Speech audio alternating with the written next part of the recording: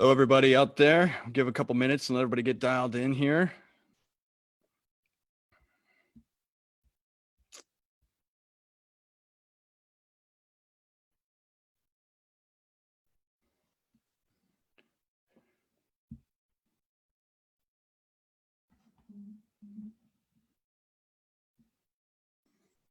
All right, let's check this out here.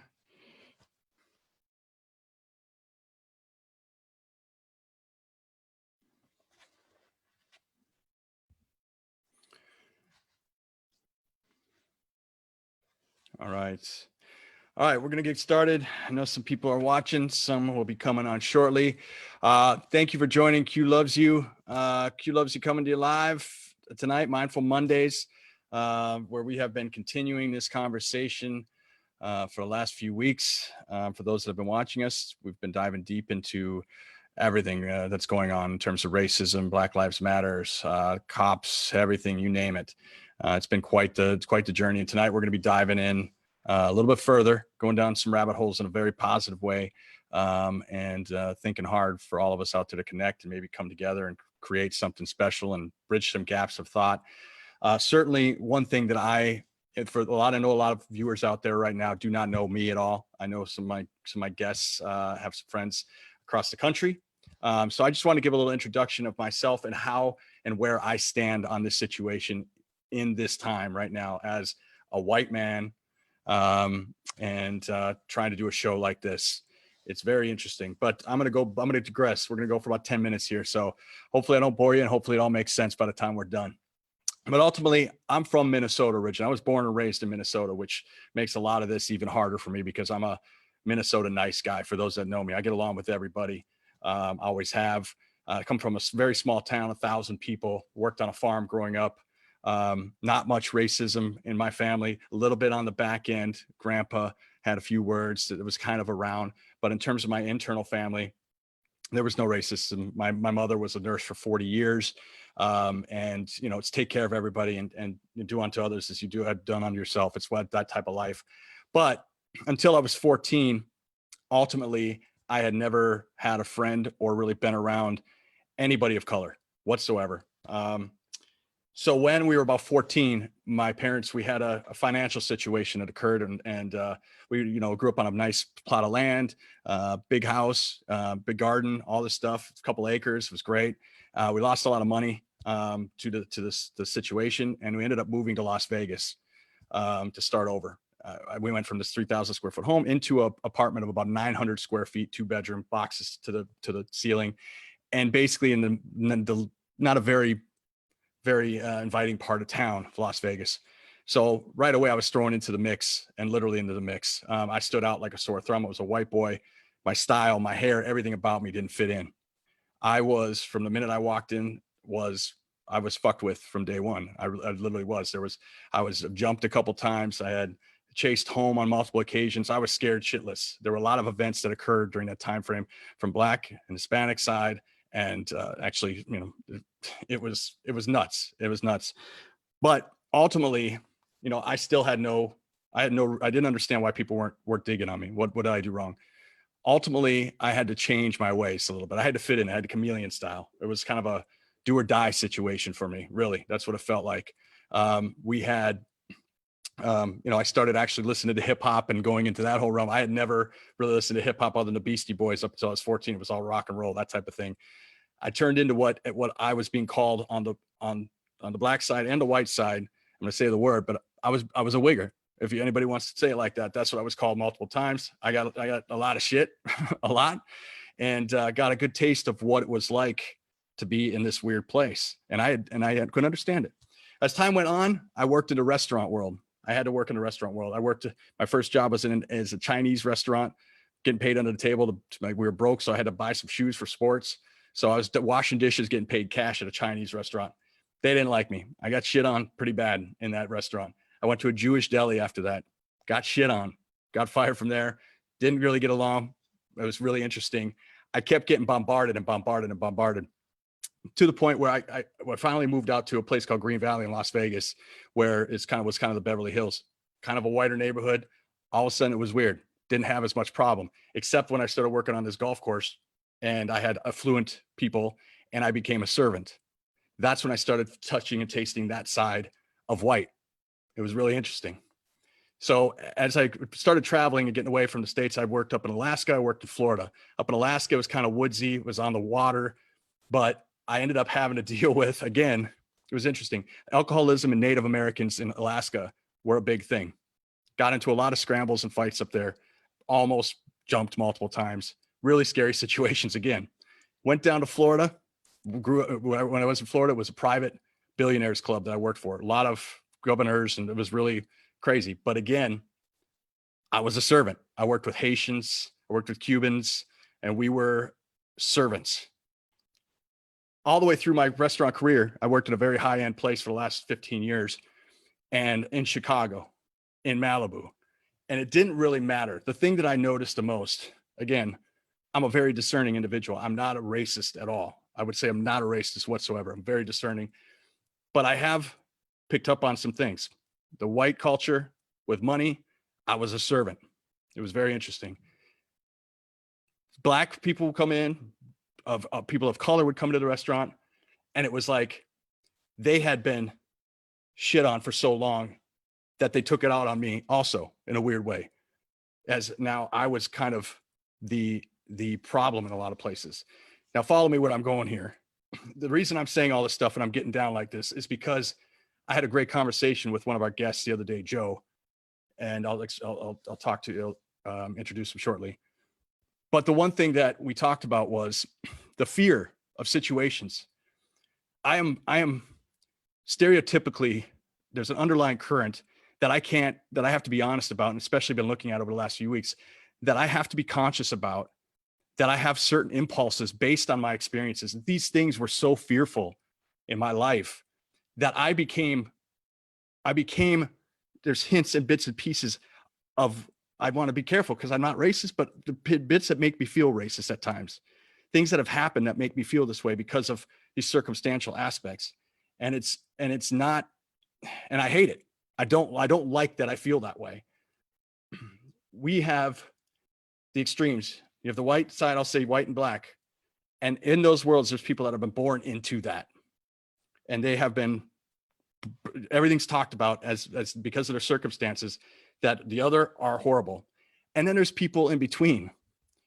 And because of these other racist aspects, there's perpetual aspects that start to rub off on someone like myself, who I really believe came from a place that was very open-minded and not wanting to, I'm not into that, but things rubbed off on me because I got caught in the middle of all this other shit. And to be honest about that, to sit here on this show is one of the most things. Ernie and I were talking about it earlier. It's therapeutic. And for this to really make change, I think, in the world, for us to really do this show right, we have got to all look at ourselves and try to put each other in the other side and the other person's shoes and try to understand where they're coming from and how it got there. And I think it's a perfect lead in. So hopefully I didn't sound too bad. I really wanted to be as honest as I could about this. I love everybody. And that's the other aspect. I'm a people person and I love everybody. And I try to put myself in people's shoes, but these fears and these things that have happened really beat us down. But it's a great lead in to what Joe and I talked about, and we'll get into it, which we talked about as basically an evolutionary psychology. So that's my rant for right now. So that's who I am. We're trying to do this show so we all can learn, we all can be one and try to help each other through this and be better than we were yesterday, be better down the line. And I appreciate all these fine gentlemen that are on the show right now because they're all helping me out weekly and helping you out weekly for watching. So without further ado, I'd like to go ahead and introduce everybody here. We'll start with my typical host every week, Patrick Ney. Patrick, hey guys. What's happening? Q. Hold on 1 second. Sorry, we got a little. Let's do this. Boom. All right, Patrick Ney, everybody. Hey guys. Q. Very good. Hear you where you're coming from. Intense stuff and real, and it's it's weird being a kid from the Midwest when I am too. I dig you, man. Nice to see you guys. I appreciate it. And thanks for being on, Patrick. I always love it when you're here. And of course, we've got, for those that have been watching, we've got Ernie De Silva. Everybody, Ernie, say what's up. Hey. What up, people? What's How's up? everything? What's good and all that other good stuff. Thanks for having me back, man. This has been fun. So hopefully tonight we could get it in again. We're gonna get it in. We're gonna keep evolving on this thing. I think it's beautiful what we're doing and picking up some speed, and I'm learning a ton. So I really love it. And then a brand new cat to the show, which we had an amazing conversation. Joe Estrella, where are you at there, Joe? Are you there? Can't hear him. You guys hear him? Sound issues. Fix the sound cue. It's not. It's Joe, you got to unmute yourself. He's talking, He's talking. Yeah. but I'm not hearing. There you I got go. it now. You hear me now? Yo. Yep. Yes. Here we go. Thank you. My name is Joseph Estrella. I hope to bring another different perspective to this conversation and learn from everybody else. I mean, I didn't know all that stuff about you, and you have way more experience in this on the United States. You've been to more states than I have been. And it's great to hear all the perspectives that you have. I mean, I haven't experienced as much as you have, so it's great to learn from you guys as well. I appreciate it. And I really listen. I mean, Ernie had mentioned, bringing you on and well, I tell you what, our conversation, I think we spoke for a little over an hour the other day and I was blown away. And I think, I really wanted to, after that conversation, I dug into myself much more and I wanted to be as honest as I could be and start to bring that stuff to light because I think there's a lot of people that need to understand all the sides of the paradigm. Right. Right. So, going into it, Joe. Yeah. Let's dig in a little bit where we were. And sorry guys, if we're gonna go into it right away, but you were talking about your evolutionary psychology and we were talking about the fear aspect. Right. The fear of how no matter what happens and talk about the bush, the tiger, the wind, we were doing all that. Well, there's things in evolutionary psychology called type 1 errors, or we say false positives. So our brain has evolved to make these type 1 errors because they're survival mechanisms. So if we were in the plains of Africa and there was a bush and it rustled, you either thought it was the wind and stood, or you made a type 1 error, which is you assumed that there was a lion or a predator behind there and you ran. Right. Those who ran and was proven wrong that it wasn't a lion survived. Those who stood and thought it was just the wind and it was actually a lion and got jumped and got killed, those didn't pass down their genes. So type 1 errors are something that occur that human brains are evolved to make. We make them all the time, and they're a reason for our survival. So anything that's helped us survive is really hardwired into our brain. Thusly, racial biases, stereotypes just persist no matter how much training you get. It's something that our brain is just wired to make these kind of generalizations in order to survive. And what I was telling you is I'd rather be thought of as a racist and be alive to talk about it than I've actually proven right and I get killed because I don't want to hurt somebody's feelings. So if it's between those two things, call me a racist. I'm sorry, but that's what I'm going to take. So well, and point on that. And well, and that's it. I mean, how many things have people, again, the experiences, unfortunately, built our framework, right? I mean, and I'm even going into the long-term effects of, again, I know people that are born into it and it's in the family. I mean, certainly African-American culture, I mean, cops, forget about it. I mean, you're right away from birth, you guys you're aware that that's something that you got to be aware of. Right. Yeah, but Q, can I jump in here for a second? Sure. Well, I grew up in a suburb of Chicago, and like my mom worked at various hospitals on the South Side, and her best coworker friends were African American, and so they just in my family we just weren't racist. And I'm not saying yeah, we're so great. It's just we just weren't, because it just didn't apply to our mindset. I mean, to give you an example how believe me, we had other issues. I mean, my dad was an Irish kook, and I would ask him, I'd be 7 years old. I'd be like, Dad, what's the KKK? And instead of telling me what it is, he'd be like, oh, those guys are a bunch of kooks. I mean, it's I think it's a little bit more than, yeah. Kook. A kook is a guy that an idiot you work with who has a gambling problem. You know what I mean? Not a harbinger of racism. Right. But, so when I went through school and stuff, I just never saw people as equal just because, I went to schools with African-American kids, and my really good friend, when I was 5, was this cool African American kid who lived down the street. I mean, it's like I just didn't know. And then like as time went on, it's like what are you gonna who like I just never got the humor, and when people tried to, just was kind of stupid, you know. And to give you an idea, to catch up today, you know, the other day it's like 7 a.m, my kid's in bed reading this, you know what I mean? I'm like, I felt pretty good about that, you know what I mean? Yeah. Like, this is what my kid reaches for. It's not like, you have to do this, you cannot be racist, but you know, it's like, make your own choices. But the kids of today, it's like, all this stuff is bullshit, because it's like, this is like, why, this is your problem. Why are you putting this problem on our shoulders? We're trying to move forward. We're walking forward. Like, you know, it just like, it just blows my mind that we still have to deal with this shit. Well, and I think that's, I mean, we're diving in again. I mean, it's bigger than racism, right, Joe? I mean, this is, racism's one thing, and then there's evolution. There's what'd you say, 800,000 years, right? What do we have? 800,000 years, 500,000 years of evolution, and we've only really started understanding race in the last 500 years or something like that, 400 years we're talking about. What were you? Yeah, Joe, if I might, I wanted to ask you something, because could y'all hear me okay? Yes. Yeah. I wanted to ask you something, because you were in Brooklyn in this last couple of weeks. Give us a snapshot of what that atmosphere was like, because everybody's seeing it on the news and such, but you were there. You were that was one of the reasons I wanted you on this. I wanted you to come on here, because I wanted a firsthand account. Well, the news is not a very good source of the reality on the ground, I'll tell you that much. Exactly.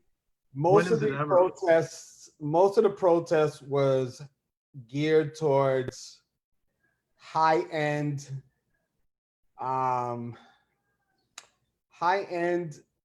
places. Like, we had the Barclays Center, which is, you know, Barclays, I think it's some British banking company. They funded the Nets. That's the Nets Stadium in Flatbush. Mm-hmm. So that's where the protest was being held, because it's going to get a lot of attention. It's a high-end neighborhood now. It's a hub of many train stations that come in. So you could come from anywhere in the 5 boroughs and meet at Atlantic Avenue. So I think that's why it was a strategic location for a protest. But I'm about 2 miles away from there. Nothing over here at all. So you go a mile away and you wouldn't even know this protest is even existing. Wow. That's how, you know, you see it in the news, you think like there's marauders running the street and people are running away, but I was 2 miles away and you wouldn't even know this existed. Like, I had to go see it on TV, just like you saw it on TV, to even know that this was going on Atlantic Avenue, which is like it's 2 train stops away from my house. It's like a 15-minute ride on the train. Well, but none of the effects were over here at all. You know what I thought was interesting about that was that, you know, I thought that where the disparity between the classes, which Q, you kind of touched on a little bit at the beginning in your monologue, like the Barclays Center seems like the perfect place to sort of be a hotbed for that kind of thing, because you remember what it was like. Anybody who knew Brooklyn, anybody who knew Brooklyn back in the 80s or the early 90s, like that area of Flatbush, like you couldn't even walk through there if you weren't from in the daytime, let alone nighttime. You know what I mean? Like, you know, and so it seemed to me like that would have been a perfect hotbed for what would you? I mean, did you have any insight? But Ernie, can I ask you a quick question? Who gentrified that area? Like, what group, or like, how did that area like move? If it, you know what I mean? Because it was like such an. I know. I've been in Brooklyn for a long time, so the Atlantic Yards was basically where Branch Rickey was supposed to build the new stadium for the Brooklyn Dodgers. So this is going back 1950s. Robert Moses and LaGuardia. Robert Moses was what we call the urban planner at the time. He did much of the urban renewal projects here, which was basically segregate neighborhoods. And he didn't want the new stadium to be built on the Atlantic Yards. At this time, white flight had occurred, people coming back from the war. So most of the Flatbush was a Irish, Italian, Jewish neighborhood. Barbara Streisand, you name it. If they were from New York, they were in the same tenement apartments that are now dominated by the West Indian population that are in those tenement apartments. But the GI Bill obviously allowed the white flight to occur. Levittown and Long Island now became, the suburbs.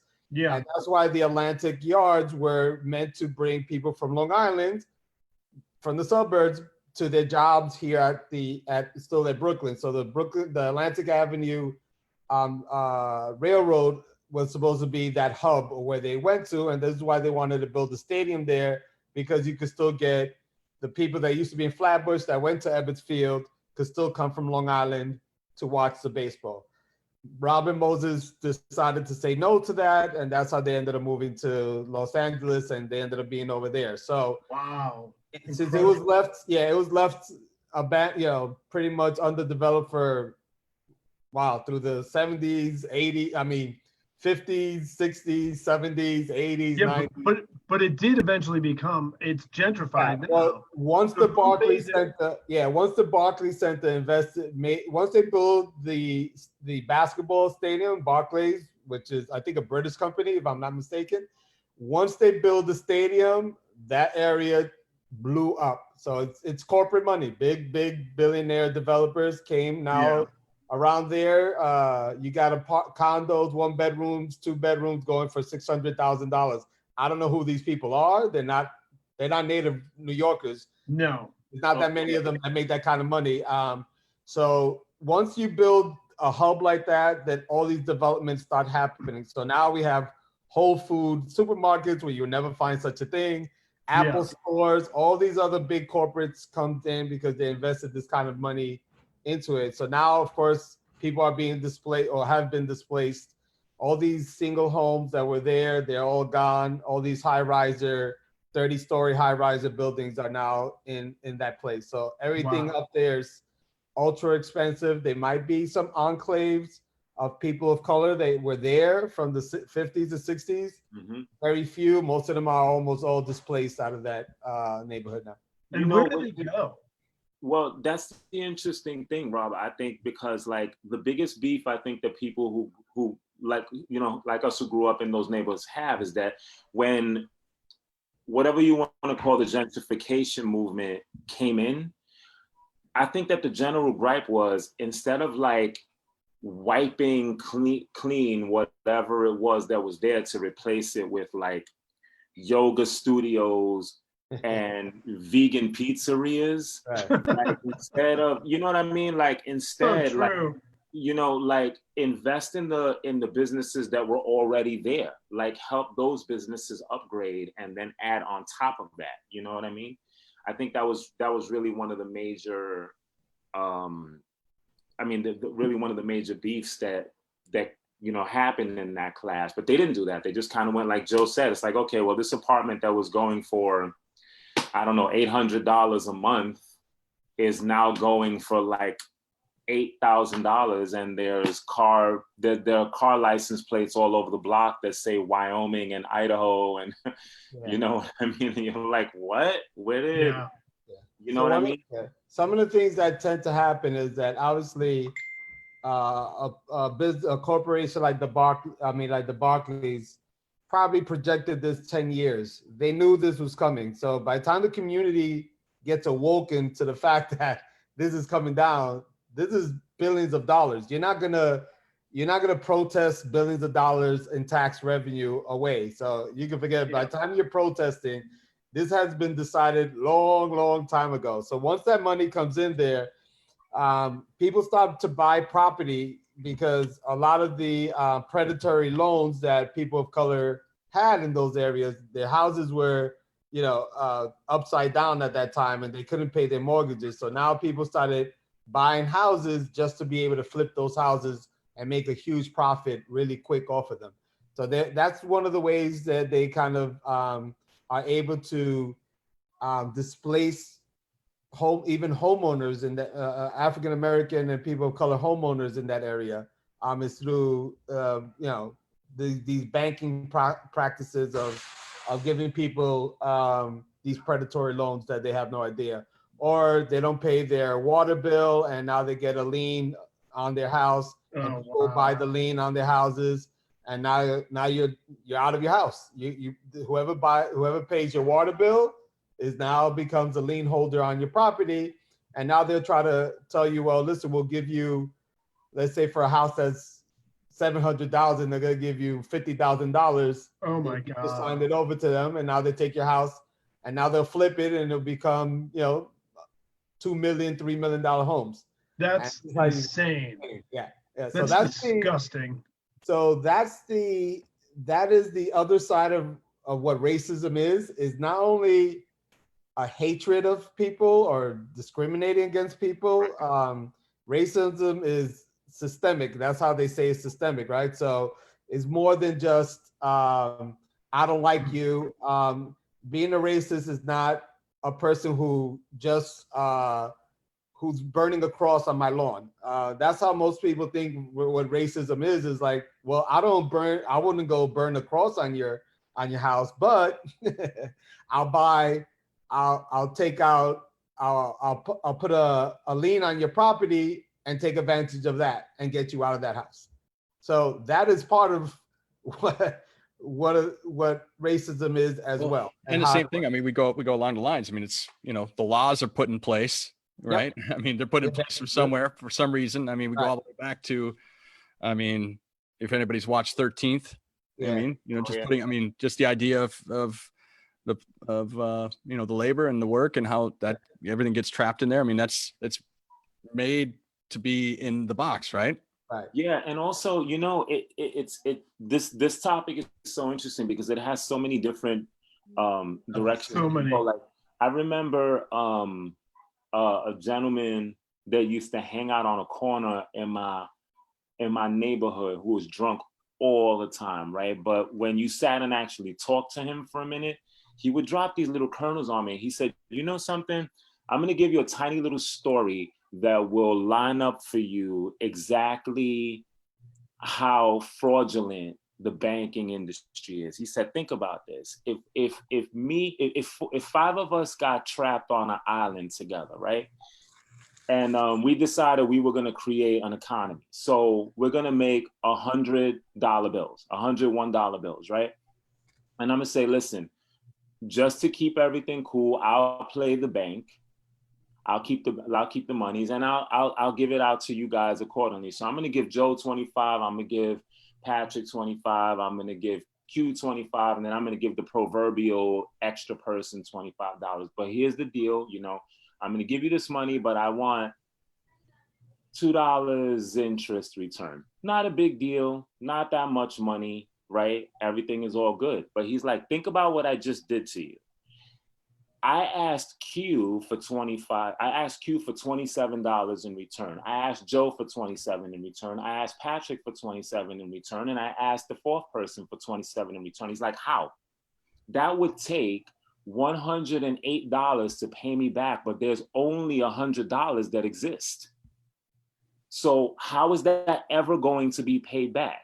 The point is, the more I go back and I keep lending you money, everybody else continues to fall into debt to me. Right. How does that relate directly to what we're talking about here? Well, like this, there was a span of a few years where things were going down with people's houses where it's like, okay, if I'm gonna, as a bank, I'm gonna give Robert this money to buy his house, right?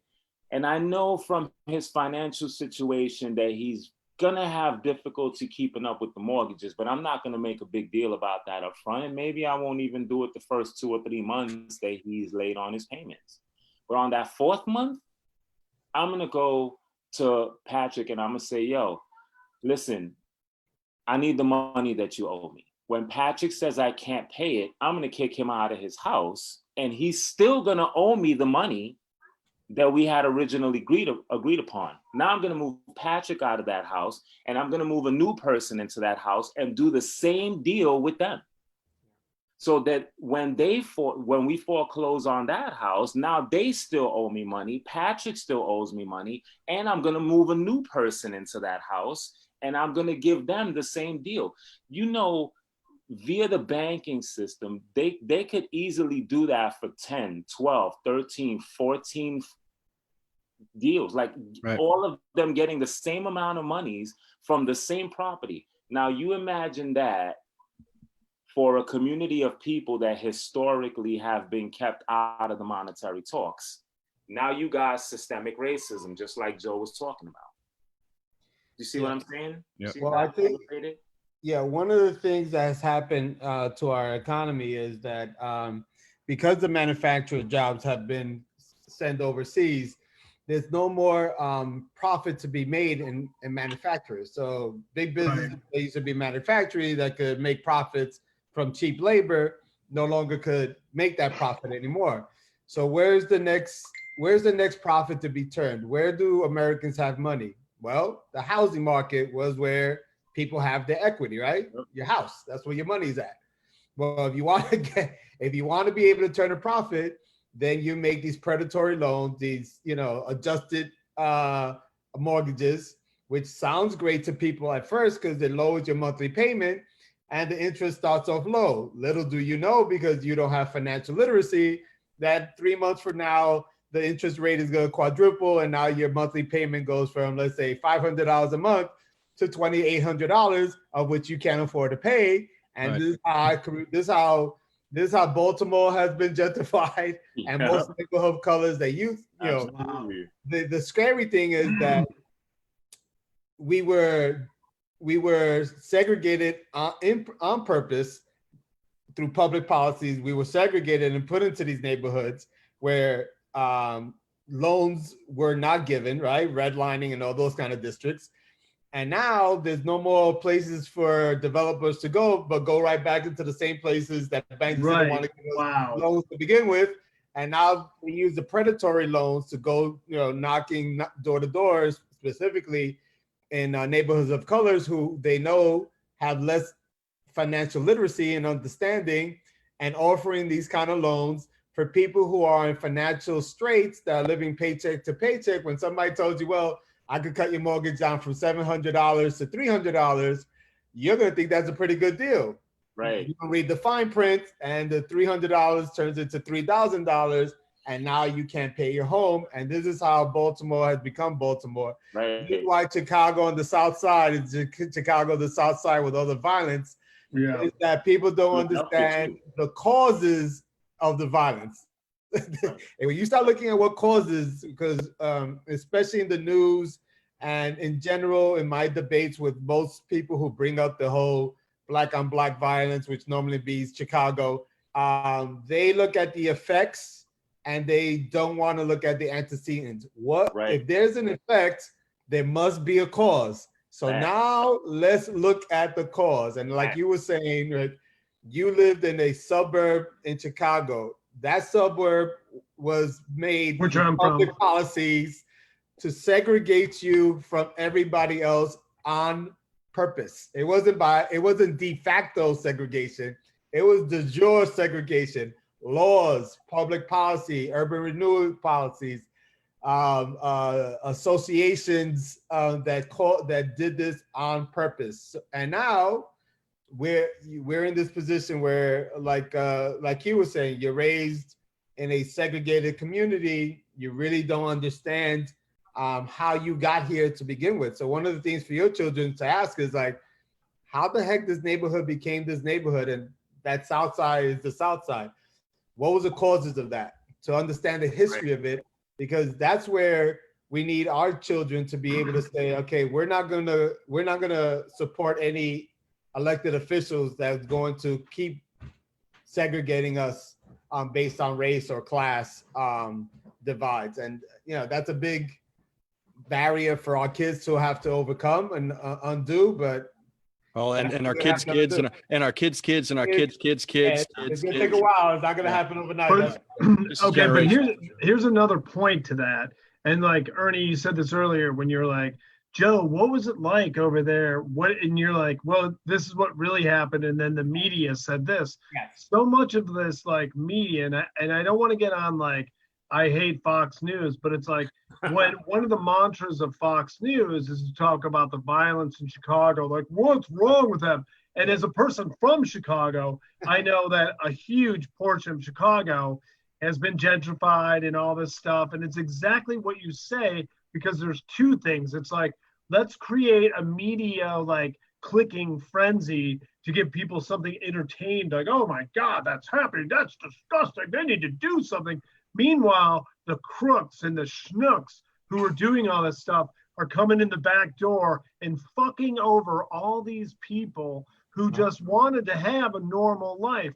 And all the, I mean, you know, like Michelle Obama's from the area. My mom used to work in that area. It's like there's like Cabrini Green, which was in the center of Chicago, and like was this really like, oh, it's the worst neighborhood.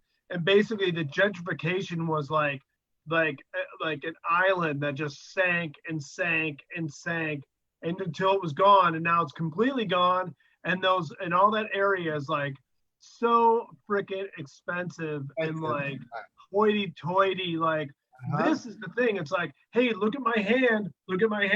Meanwhile, my other hand, you don't want to know. That's the dangerous hand. But you know what? CNN and Fox News and all these people got a zillion clicks, and then somebody made a commercial like, let's clean up the area, and we all had to watch it, and some of us gave to that organization to pay for those commercials. This is like a whirlwind of shit. And the worst thing about it is that some greedy motherfucker's hand is coming in the back and screwing all these people that worked a real job, that tried to do the real thing, and got tricked. That's a big ass hand. Disgusting. That's a big ass hand that's doing it to everyone. Yes. Right. But I mean, this is bigger than all that. Right. You know, I mean, when you think about all the horrible things that have happened and then have come to light in the last couple of weeks, this may be the worst of all. This may be the gigantic, screwing over of a huge part of society, be based on nothing but greed. You know what I mean? And that's why, like, when you think about these people, what they come from and where their background is, like, how can you do this to people? They're people. How can you do this? Yeah, I agree. And I feel like there is, like when Joe and you kind of touched on the idea of, whenever people bring up, well, what about the violence in Chicago? It's funny to me whenever people take that perspective, because I'm like, okay, so Chicago is tragic. There is no question about that. Yep. But are we really going to focus there, or are we going to focus on the fact that if you put all the gangbangers in the country together and you counted them all, that probably represents at best 0.02% of the Black population? Yeah. This is what we're going to focus on? Like, the overwhelming portion of the Black populace are not gangbangers. Something criminals of any kind. something else that I was listening to today, I heard stats about, they were talking about the argument about defunding the police. And I heard a stat today that of 911 calls, there's 1% of those calls are extreme violence. 4% total are violent. The other 96% are traffic this or something like this. My dog's stuck in the toilet. Exactly. And just talking about percentages and going into percentages of what really is, I guess, necessary or extreme, or taking the extremes and saying we need all this police force for this 1% of situation. It's the same thing. They exploit the 1% situation, right, to make it as bad as it can be, to exacerbate things. Exacerbate things between people. I have a friend of mine, back when Michael Brown was unfortunately murdered, they made it seem like the city of Ferguson in its entirety was on fire. Yeah. And my friends in St. Louis were like, dude, that whole conflict was happening around basically a 1-block radius. Didn't look like that on the news. You know Yeah. what I mean? Which is why I felt, you know, Q, you and I were talking about this earlier. Like, I feel like whatever the what people are now terming the resistance, Yes. like I kind of like to see that start evolving to some other stuff. Sure. Like, for example, I remember reading this story that came out about 3 years ago. We talked about this earlier. Yep. Yep. And there was this German town that where I believe it was Hess was buried. So it's kind of like this pilgrimage that neo-Nazis around Germany take to that place to march every year. And this organization that was based out of that town went, okay, this is what we're going to do. We're going to encourage them to march. And what we're going to do is we're going to get a whole bunch of businesses and things like that to sponsor, so that every meter or whatever it was that they would march, people would contribute money. The only thing was, what they didn't know was that the money was going to anti-racist organizations. That's what I want to see the quote unquote resistance kind of evolving to. What happened this past weekend in Tulsa was brilliant. It was brilliant. Oh my God.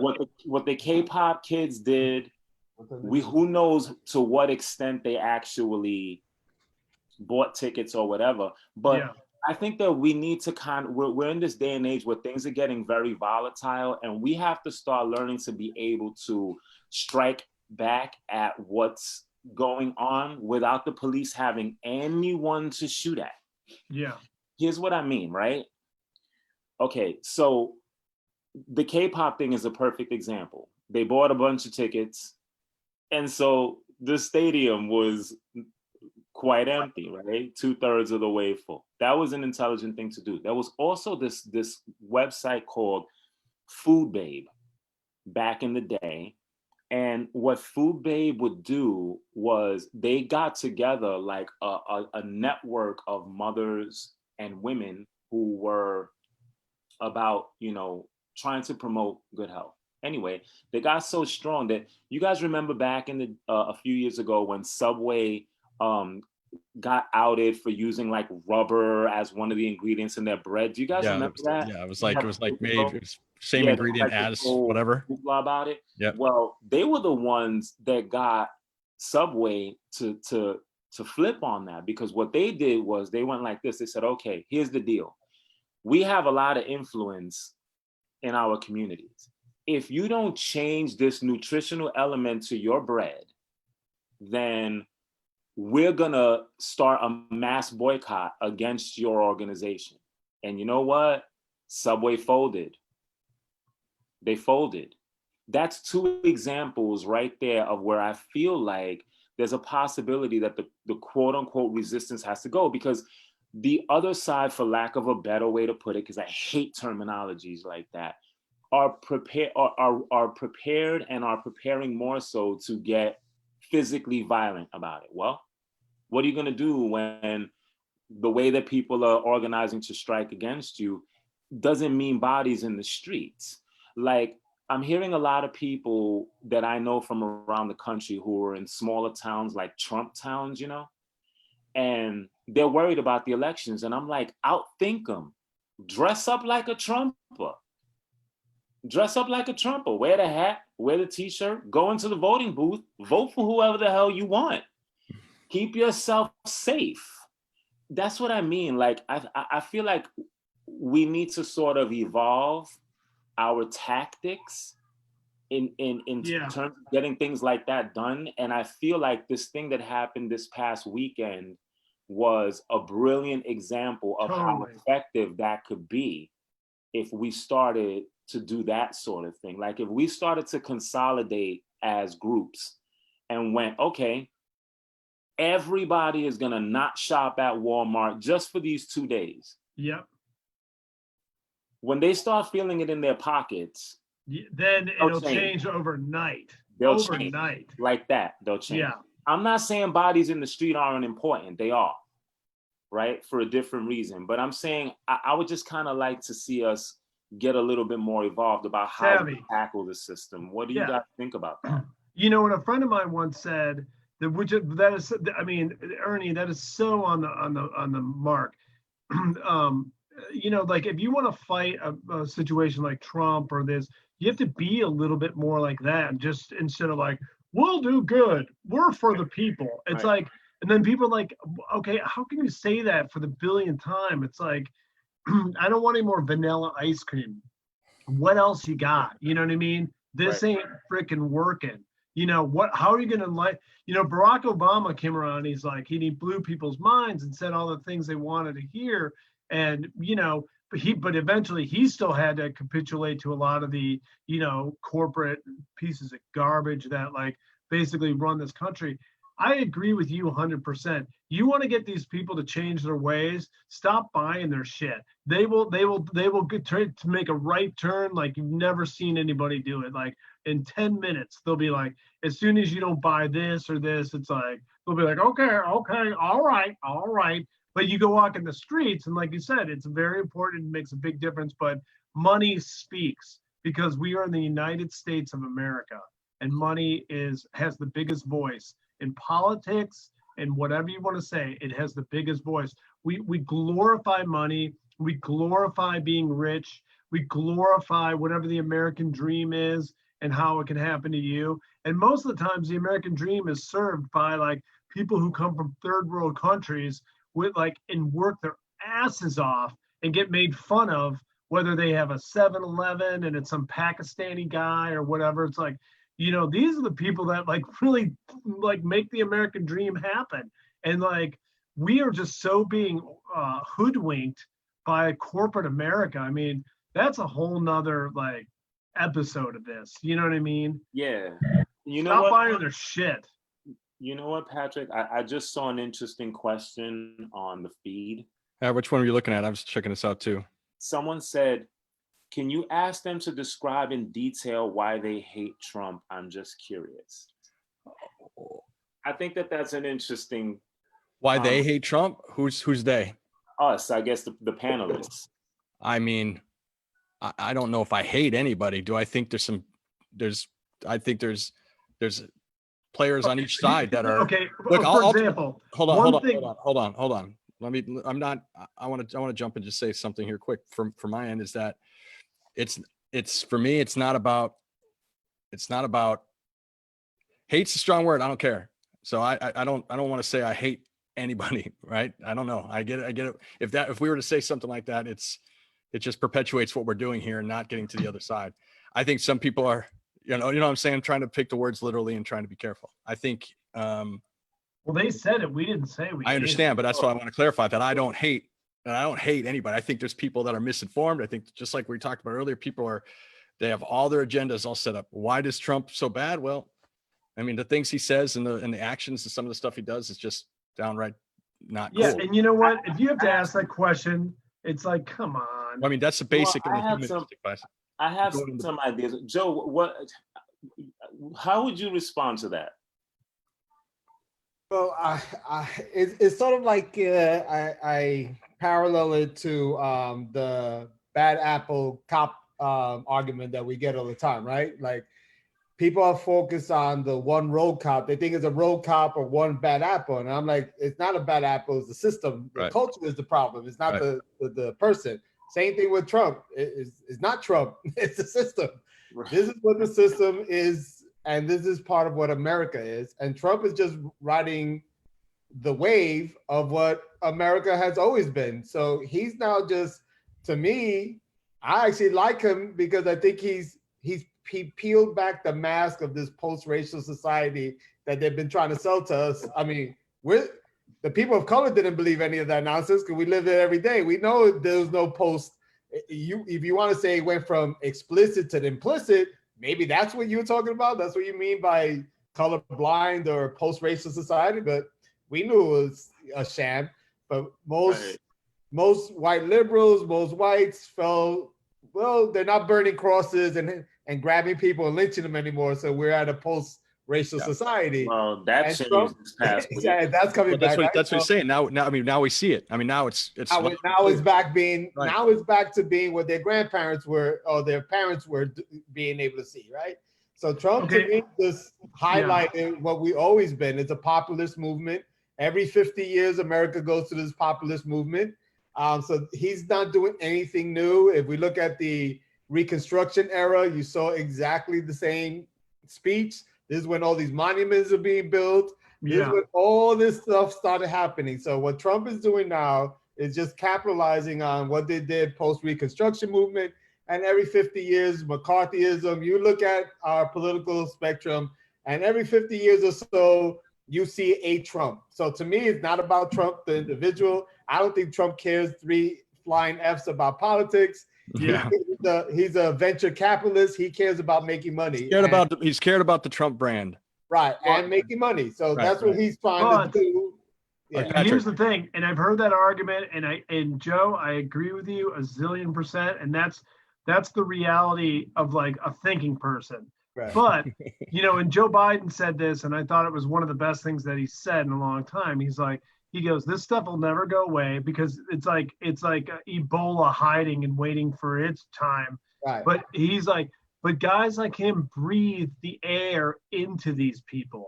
It breathes the air into this movement. Why did he say Kung flu the other day?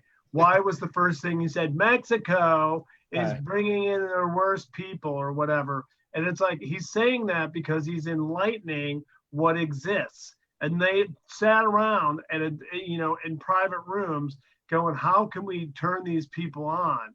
And it's like, it's giving them the drug that they so desire, which is like the racist rhetoric. And like, I mean, that's the thing. It's like, yeah, he's just some puppet who wants to make money, even though he's a failure. But it's like, it's just, these are huge. The thing is, let's go back 10 minutes.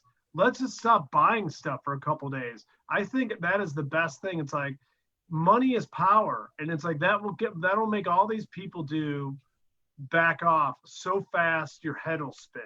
Well, the problem that we have is that the 1%ers have a historical understanding and a psychological understanding about the working class and the working poor. Just think about it, probably 1% or less than 1% of the Southern population were the planters' aristocracy. And they convinced a whole lot of poor white Southerners to go fight to maintain a system that was against their own common interest of free labor. So you had people who had, instead of them being able to compete in a market where it's cheaper labor, which they had a chance to compete with, there was no way they could compete in a market that was offering free labor. And yet they fought, and 700,000 Americans died one side trying to get rid of it and the other side trying to maintain it. So we know that people are going to go against their own class interest at all costs. America's the only revolution, which technically isn't, if you look at it, a revolution, where the poor will fight and die for the rich. You don't see that in the French Revolution, not in the Russian Revolution, not in the Chinese Revolution. Only in the American Revolution would you get, or the American society, you will get poor people to go fight for rich interests. Ernie, what do you got? It's wealthiness worship.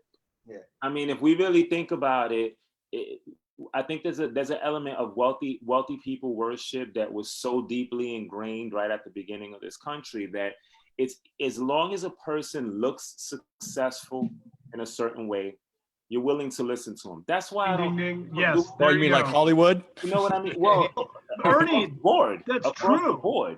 Right. Across the board. And the funny thing to me is like to answer the young lady's question, do I hate Trump? I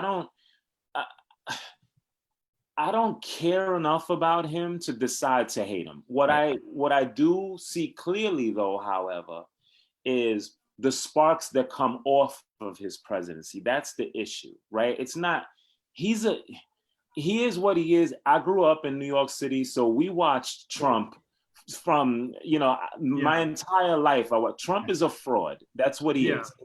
He's not some, vocabulary, word having, Southern mentality guy. He's going to go with whoever loves him, and that's it. Trust me. I know, you know. So as far as I'm concerned, I don't think he's worthy enough to be hated. But At the end of the day, he represents wealthy people worship, which is how we get. I mean, look at who's amping the working class up on Fox News. You're talking about people like Tucker Carlson, Sean Hannity, and stuff like that. Look at the other side of the coin on CNN. Look who's hopping up the liberal class in this country. Anderson Cooper, Rachel Maddow. Do these sound like have-nots? Yeah, no. These people are wealthy as all get out, and they're reporting news that says that people who don't have a lot of money should actually see the other side of the people that don't have a lot of money as enemies. Right. It's comical almost if it wasn't so damn sad. Well, it's funny. We know it's what we said earlier. So what's going on feels like a movie right now, right? It's part of a horror movie and a comedy. Exactly. You know? Well, okay. Speaking of something I can actually get behind, like, sorry, I hate the whole idea of the Kardashians. Because okay, well that's you can hate that. Okay, you can hate that because this is like the most ridiculous joke pulled on people. It's like these are imbecile people who have created a gigantic amount of money through like being stupid and arrogant and like having like plastic surgery and all this stuff. And it's like the amount of people that worship them from all walks of like color, creed, whatever. It's like this again, it's like worshiping money, which is like, these are buffoons. These are morons. I mean, think about what we could do with that energy. It's like, I know a lot of the kids, like what they did this weekend was so amazing and brilliant, but it's like, this is a real thing. I mean, it's like worship making deities out of these, like, you know, that chick got famous for giving a guy a blowjob, like on the internet or whatever. It's like, what is wrong with people? You know what I mean? It's like, and where's Ray J? He didn't get any of that money. All I have to say, without him. What's that? Just one last thing. I think the question was, do I think Trump is a racist? Oh, that's the question. That was one of the questions. Obviously. Yeah, obviously. It's hard to say no. I mean, anybody that's discerning at all has any. Okay, and somebody just said, and this is the thing: reality TV, which is an invention by greedy asshole people that like are making a fortune, and they're the ones who brought this imbecile in. Because if he wasn't on The Apprentice, which is a completely bullshit show, like all reality TV is, and anybody who lives in LA, and like we all know, it's like that secret. You know, it's like everybody knows these things are happening. It's like this stuff is none of it is real. It's producers. I was gonna say, that's it. It's like The Bachelor. Well, it's just stupid. I like watching it. So our government, it's poison. Our government is a reality show, is then what we're saying. Like it's all.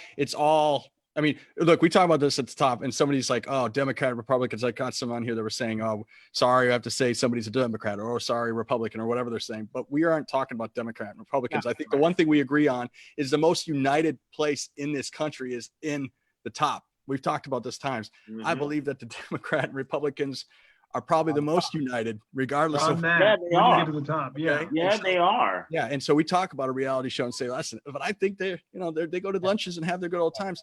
There's a thing going on.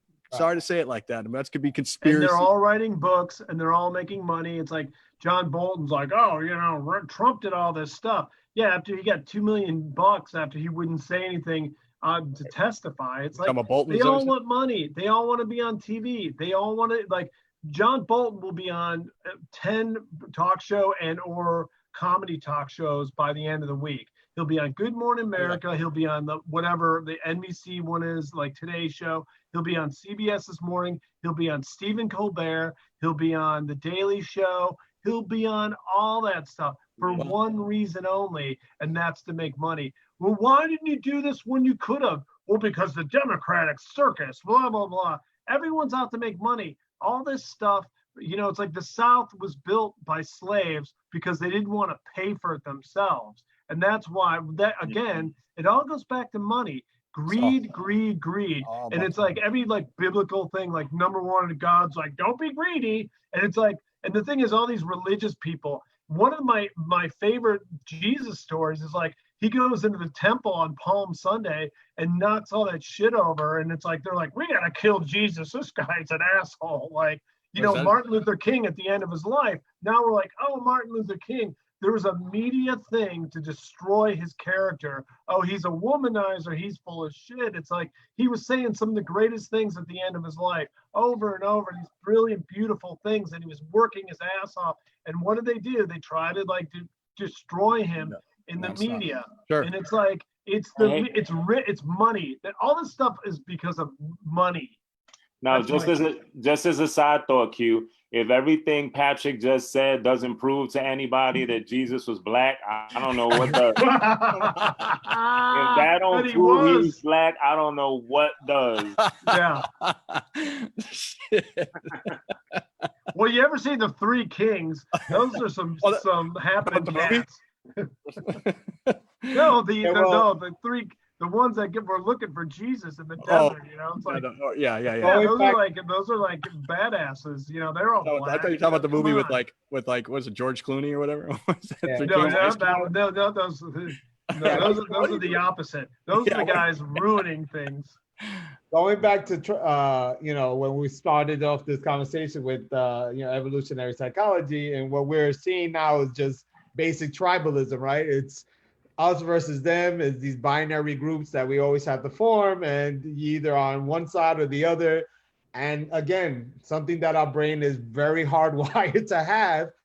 And what Trump and his genius, I think he's very intelligent. He might come across like a buffoon, but what he has great understanding of how people function and how simple people are, right? We wanted He tapped into that.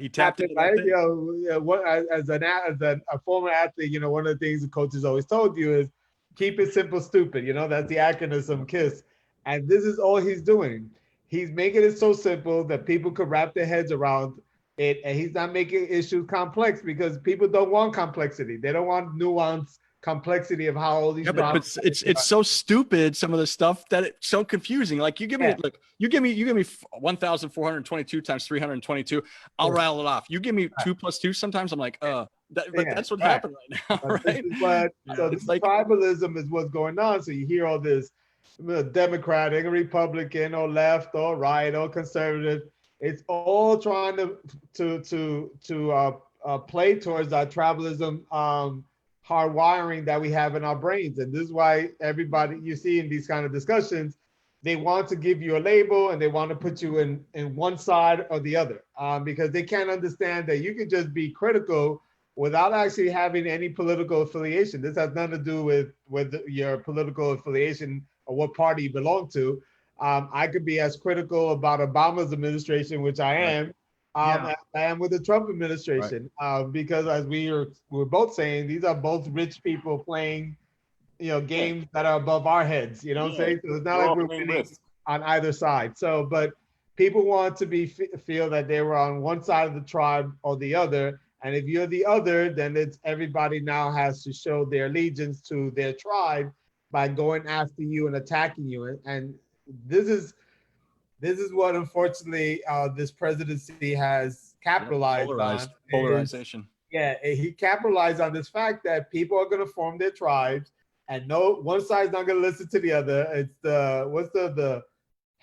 what's those southern groups? Hatfield and McCoys. The Hatfield and McCoys. Those two, and they're not going to agree no matter what. So as long as we're fighting against each other, the 1% is making off like bandits, which is what Patrick was saying.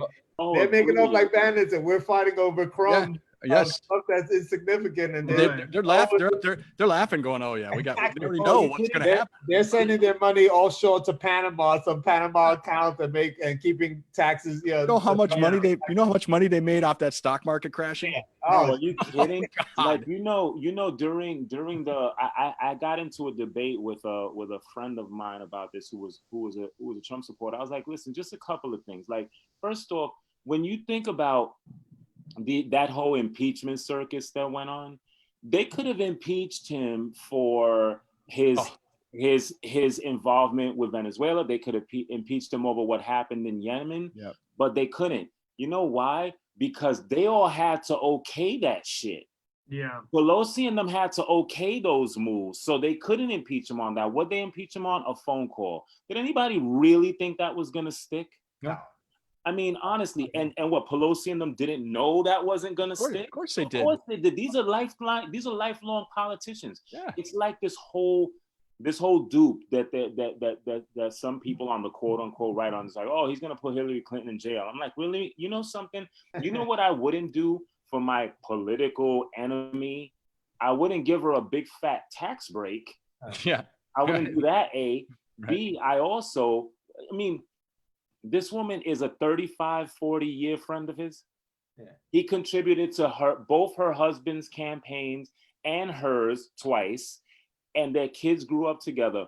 You really believe that Trump is gonna take down the deep state and he's gonna jail Hillary Clinton? Do you really like you were saying earlier, they're like, keep it simple, stupid. That's the idea. As long as you're saying something that is inflammatory enough so that people in the middle of those 20-person towns who vote can have some feeling like they have a reason to live, which is always the same elixir. I'm now in the know. Yeah, I'm in the know. I know what's really going on. No, you don't really.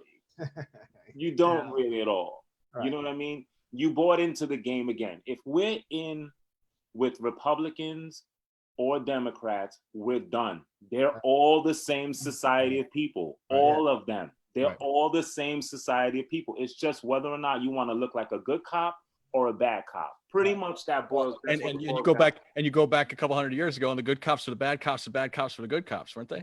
Right. Exactly. Right. You know what I mean? Flip flop or whatever you want to say. It was blue was red, red was blue. You saw in the 13th, you know, speaking about the 13th Amendment, you know, we had a Republican at the times that were the good cops at the time, but they put the loophole in to allow the bad cops to be able to manipulate the loophole. Exactly. So they came off looking like it was good, but they're working together. They're working together.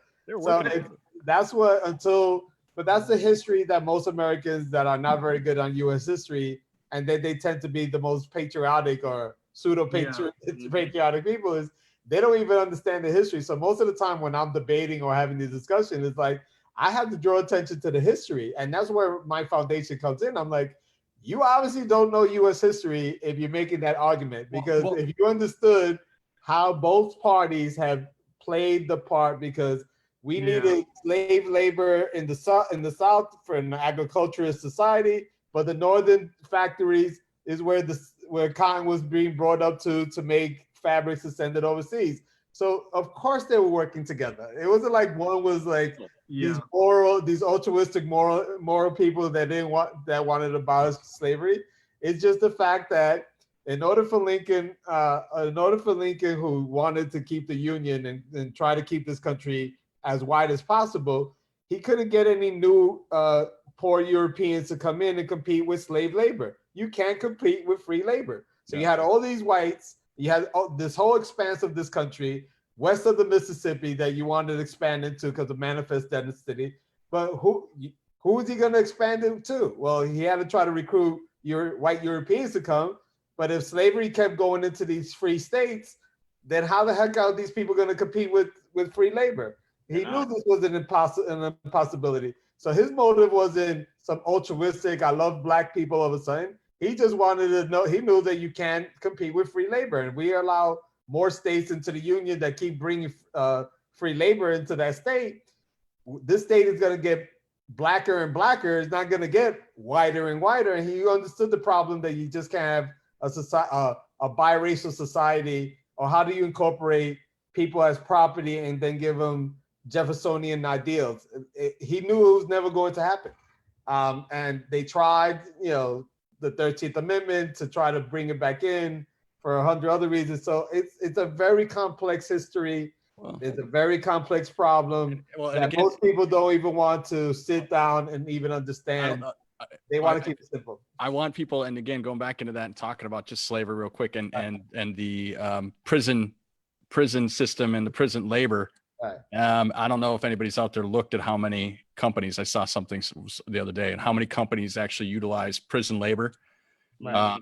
And how, like, the most major companies we have top 100. I don't even know what they are. If you go down the list and look it up, it is the most normal brand. Nabisco, I think. I mean, all the way down the line. It's craziness how many companies, Febreze. I mean, I don't know, major companies that use prison labor. It's insane. Oh, yeah. Apple did it for a while. Whole Foods did it for a while. Yep.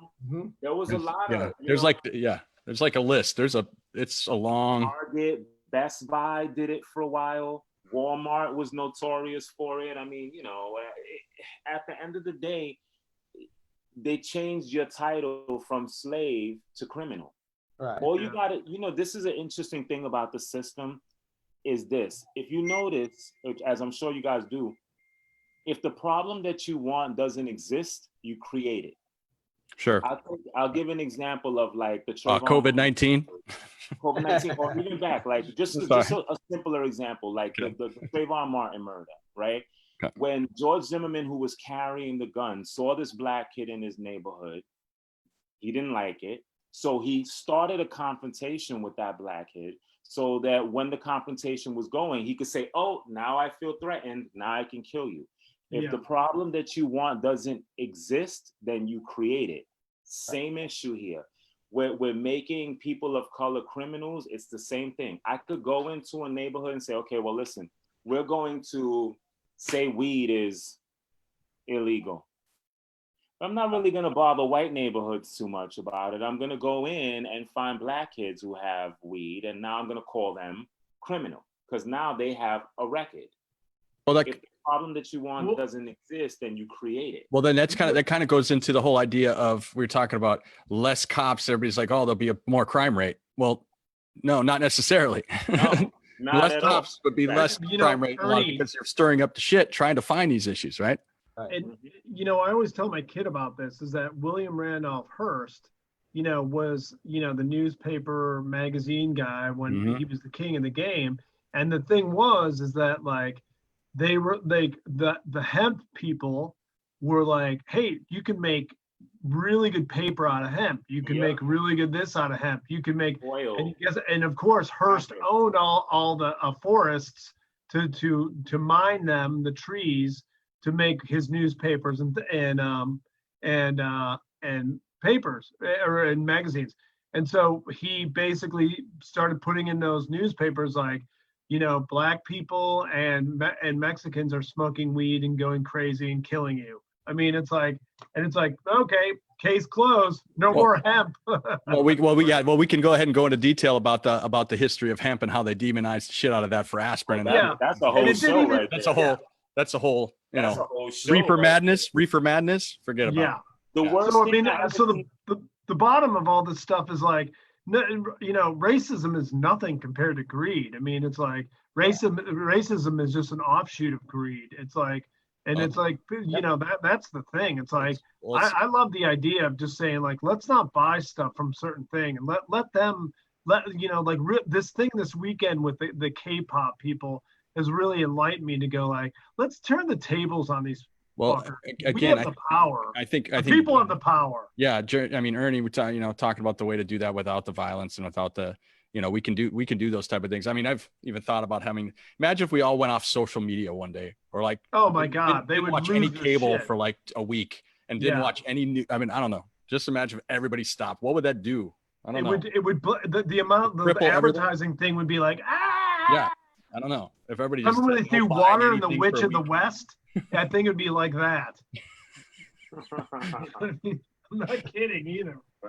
I'm melting.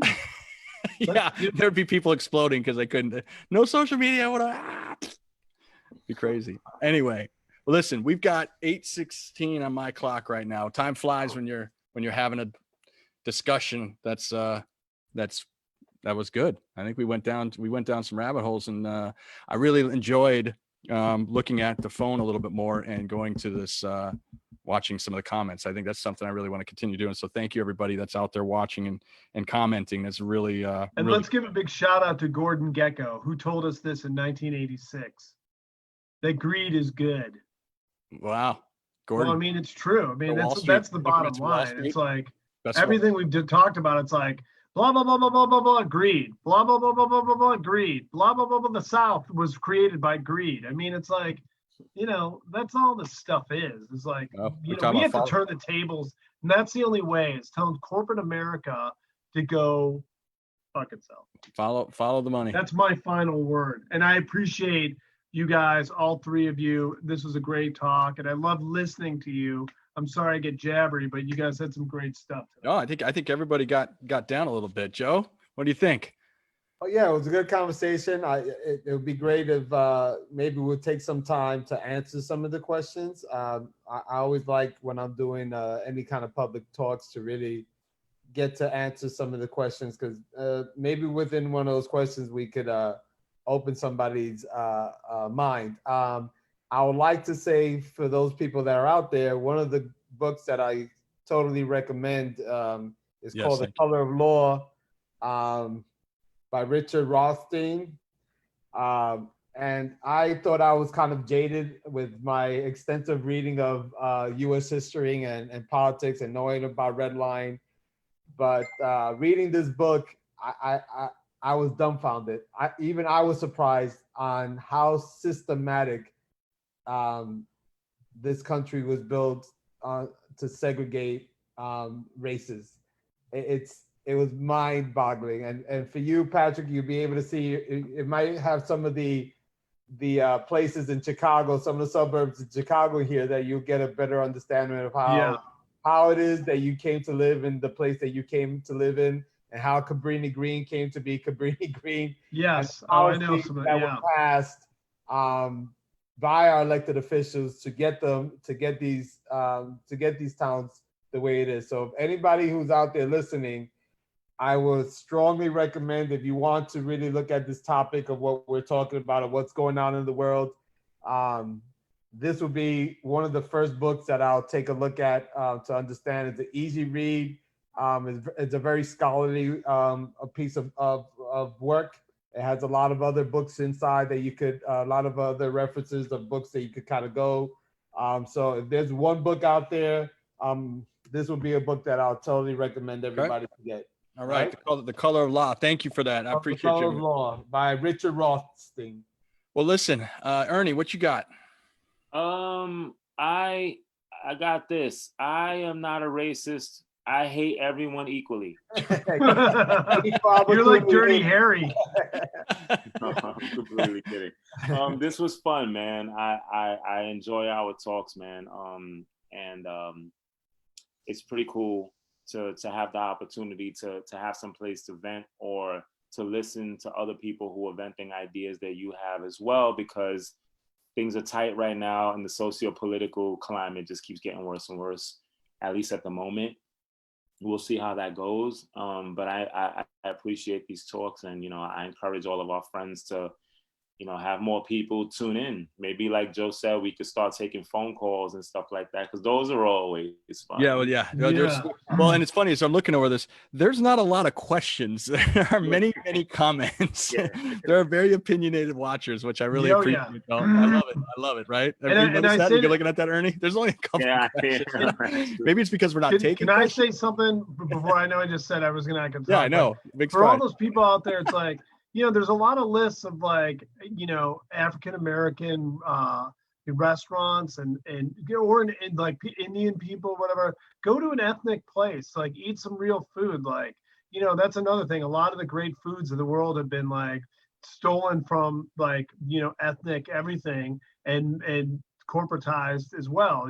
Like Popeyes and all this stuff. And I think that's actually an African American company, but it's like these, go out and eat some food made by people different than yourself, and, like, that's a great step into the right direction. And see what turns them on, see what food blows their mind. And it's like food is a language we can all speak, and I know Q, this, and it's like that's a great, our stomachs rule our brains, and our brains, are greedy. So let's change that. Well, I think that's a great spot. And one thing I did bring up a while ago, I was talking to one of my friends, and, for me, it's not a big deal for me, but there are some great restaurants and get some great gumbo. There's some great stuff on certain areas, certain neighborhoods that a lot of people won't go to because there's this weird, Yeah. thing, right? And honestly, I said I can't wait for the day when, I mean, I know there's black folk that don't want to go into white neighborhoods to eat, and I know there's white folk that won't want to go into black neighborhoods to eat, right?